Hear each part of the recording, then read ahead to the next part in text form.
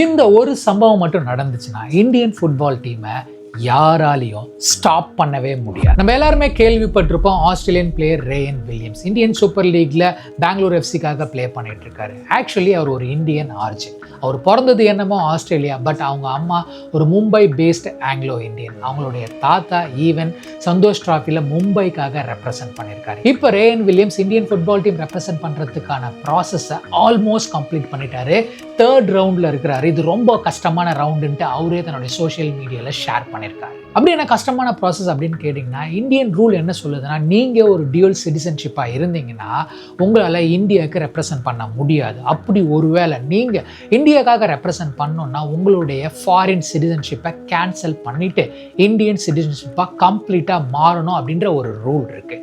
ஷார்ட்டாக சொல்லணுன்னா Ryan William அந்நியனாக இருந்து இந்தியனாக மாறுற ப்ராசஸில் ஆல்ரெடி இன்வால்வ் ஆகிட்டாரு. ஃபைனல் ஸ்டேஜில் இருக்கார். இந்த ப்ராசஸில் அவருக்கு க்ரீன் சிக்னல் கிடச்சிச்சுன்னா கம்மிங் நவம்பர் 18 நடக்க போகிற ஏஎஃப்சி ஏஷியன் கப் குவாலிஃபிகேஷனுக்கான கேம்பில் ரேயன் வில்லியம் ஜாயின் பண்ணுறதுக்கு நிறைய சான்சஸ் இருக்குது. ரேயன் வில்லியம் மட்டும் கிடையாது, நேபாளை சேர்ந்த அப்னீத்ன்ற ஒரு பிளேயர் டிஃபெண்டர் பொசிஷனில் ப்ளே பண்ணிகிட்டு இருக்காரு. அவருக்கு ஆல்ரெடி இந்தியன் பாஸ்போர்ட் இருக்குது. பொலிவியாவில் ஒரு டாப் லீக்ல ப்ளே பண்ணிகிட்டு இருக்காரு. அவரையும் ஆல் இண்டியா ஃபுட்பால் ஃபெடரேஷன் கால் பண்ணியிருக்காங்க அப்படின்ட்டு நிறைய டாக்ஸ் போயிட்டு இருக்கு. அப்படி ஒருவேளை இந்த 2 பிளேயரும் இந்த கேம்பில் ஜாயின் பண்ணாங்கன்னா இந்த 2 பிளேயர் தான் இந்தியாவுக்காக ஃபர்ஸ்ட் ப்ளே பண்ண போகிற இந்தியன் ஆர்ஜின் பிளேயர் அப்படின்ற ஒரு ரெக்கார்டுன்னு சொல்ல முடியாது. இவங்க தான் ஒரு வழி வகுத்தவங்கன்னு சொல்லலாம். ஆக்சுவலி இந்த ப்ராசஸ் ரொம்ப கஷ்டமான ப்ராசஸ். சில பிளேயர்ஸ் ட்ரை பண்ணாங்க, அவங்களால முடியல அப்படின்ட்டு அப்பா விடுங்கடான்னு போயிட்டாங்க.